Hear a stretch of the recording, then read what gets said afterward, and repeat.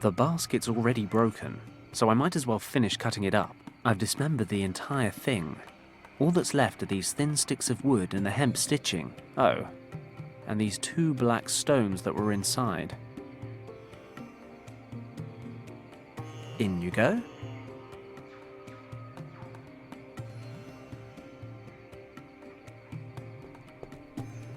They should go up nicely.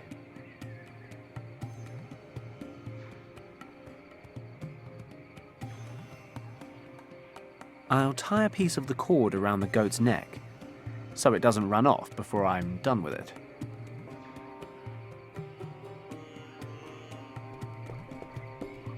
I'll tie him up here. I hope this works. Meh. Don't worry, you're not bait. You're just a distraction. 2 smooth, sparkling stones. They look rather valuable.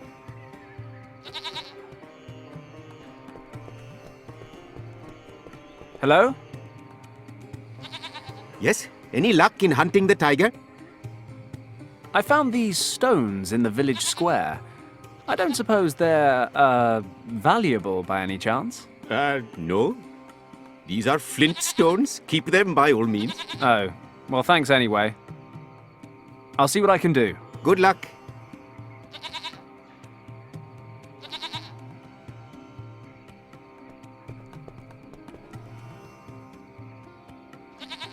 The reed's caught. The logs shouldn't be far behind.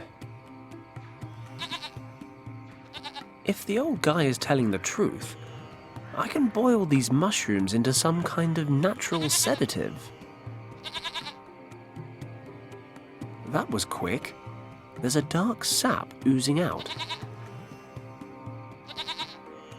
Let's get this off the fire without burning my hands.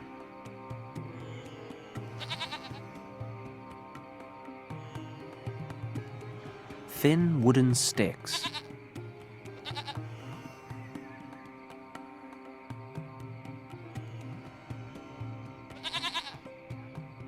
I can tie one of the pottery shards to one of the sticks.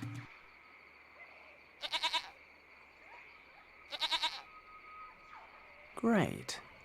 I'll use a few fibers from the hemp cord to make fletching for the dart.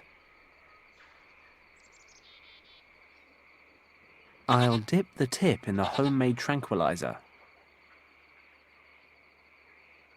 Voila! A perfect tranquilizer.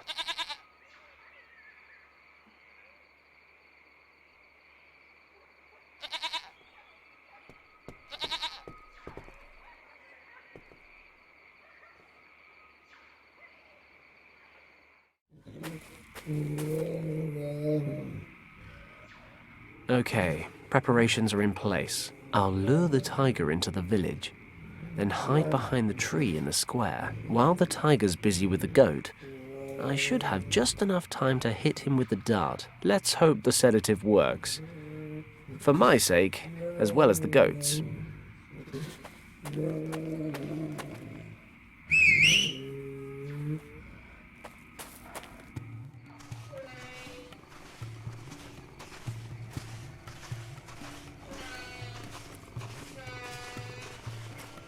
Do or die.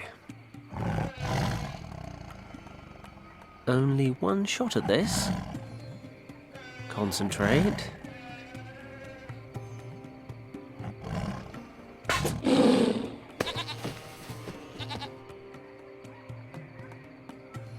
Have you shot it? No, I've just sedated it. Sedated? And what happens when it wakes up? Look, he's injured. There's a nail stuck in his front paw. You are correct. He has obviously fallen into a trap. You set up traps to piss these guys off? No.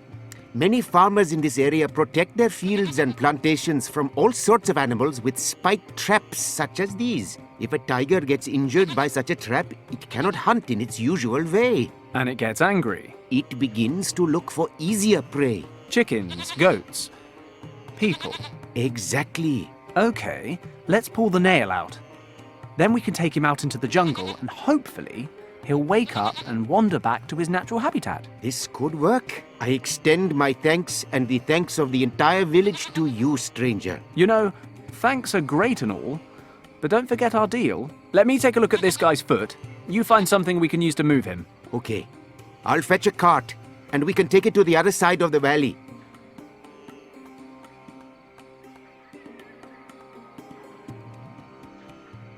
Okay, we're done. Then I will lead you to the old temple as promised. Follow me. This is it. Here? But I don't see a temple. Behind me in the lagoon. What do you mean, in the lagoon? According to records, there was a narrow valley here in which a temple stood until a few hundred years ago. One day, after a heavy storm, the valley was flooded along with the temple. Since this day, everything that remains of the temple is under the surface of the water. Only this statue standing on the roof of the temple bears witness to what lies beneath. Do you think anything's still intact down there? I cannot swim, how would I know? Okay, well, thanks for your help. It was no problem, stranger. I had better make my way to the next village to tell the women that the tiger is no longer a danger. Would you care to accompany me? Women, you say? No, I really ought to get back to saving the world. Thank you, though. As you wish. Good luck. I usually need it.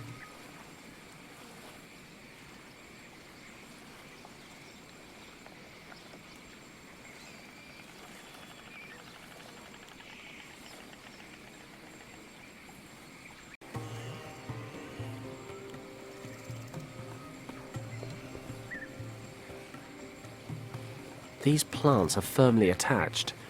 I can't just pull them away. This statue is all that's left to be seen of the temple. The rest disappeared underwater when the lagoon formed. Perhaps some of the temple's still intact. I've got to check it out. At least the water's nice and warm. You know, it all started innocently enough. Flies. Nothing dangerous about flies. Then there was the cat. Then the sheep. The tiger. Now sharks. Bloody sharks. I'd better steer clear of him. At least the temple looks intact. I'd better head back to the shore before he spots me. Okay. I have to get rid of that shark if I'm going to reach the temple.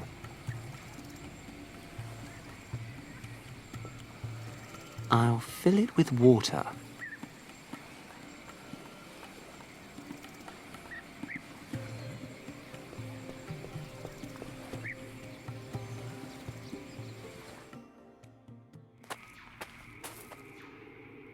Let's get up there and take a look.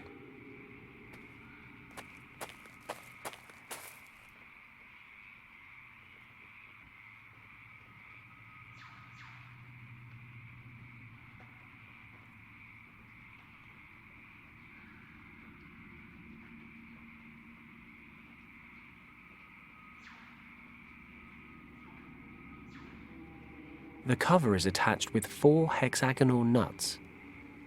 I need something to unscrew them. This wreck's old. The jungle's begun eating into it.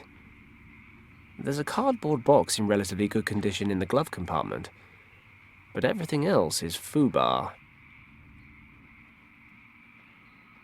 Let's see what's in this box. Looks like an old radio. A radio with a hand-operated generator. You produce power by turning this little crank on the side. Oh, it fell off. Wow, blind luck. The radio crank fits right into the bolts on the cover. Ah, there's an electrics cable under here. Might come in handy.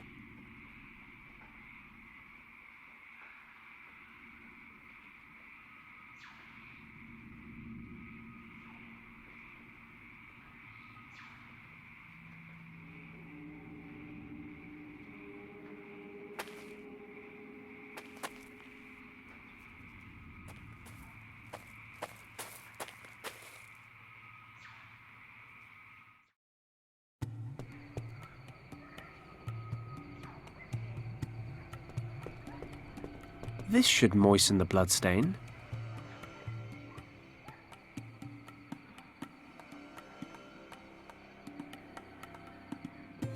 I've soaked the cloth in the blood.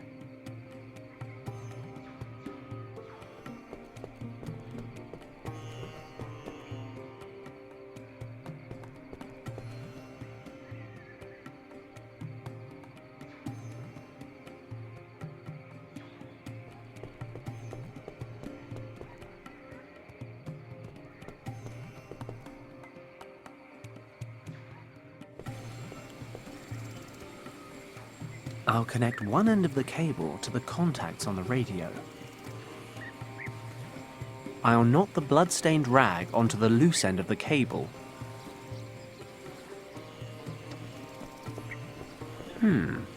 The radio can be charged electrically, and that charge could then be conducted down the cable. Sharks, I'm sure, are sensitive beings at heart. Even a small shock should be enough for him to turn tail. Of course, he's right on the lagoon bed. I'll need him to be right on top of the cable for it to work. Hopefully, the smell of blood will be enough to attract his attention.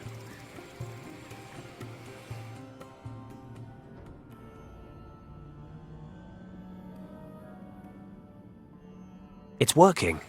The shark's surfaced, and he's circling the bait. I need to hurry before he pulls the whole thing under. Whap! 40 volts straight to the face.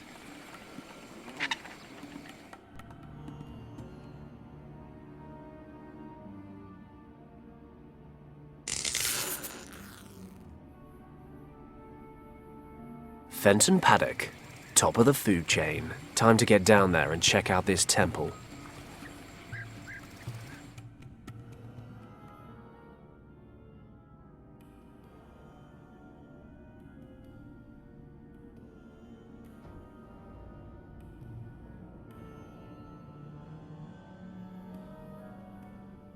I'll collect some mud.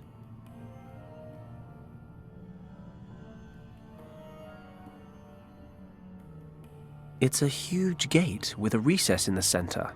The recess isn't very big. I can reach all the way in. There seems to be some kind of mechanism back here.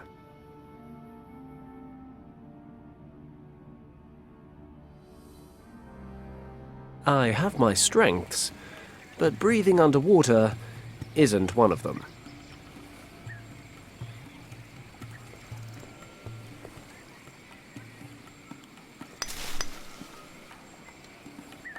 There, I've managed to cut away the plants with the sharp edge of the pole.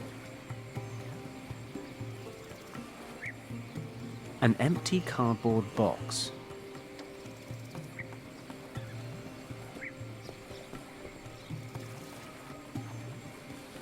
The cardboard softened in the water.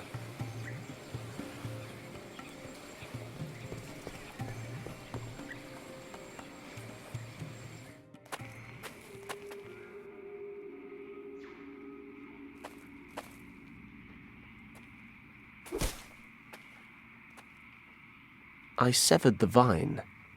It's dripping some kind of oily sap. I'll soak the reeds with some of the sap.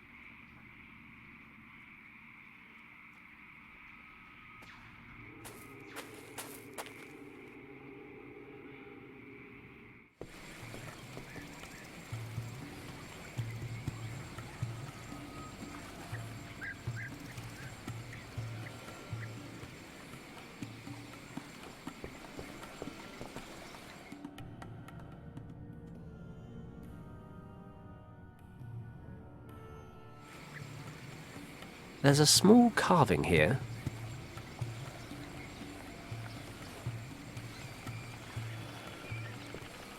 If it's good for my skin, it can't do any harm to an old rock. I'll oil it up.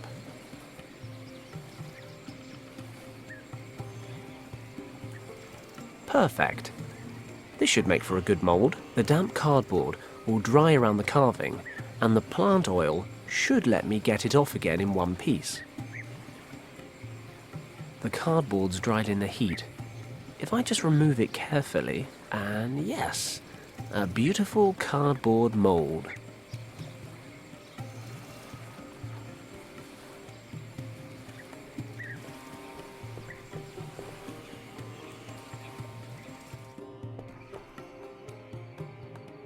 I filled the cardboard mold with clay.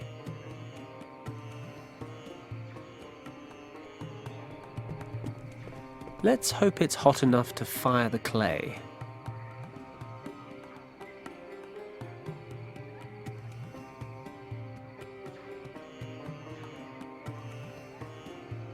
That should do it. The cardboard's burned away, and the clay looks pretty solid. Got it.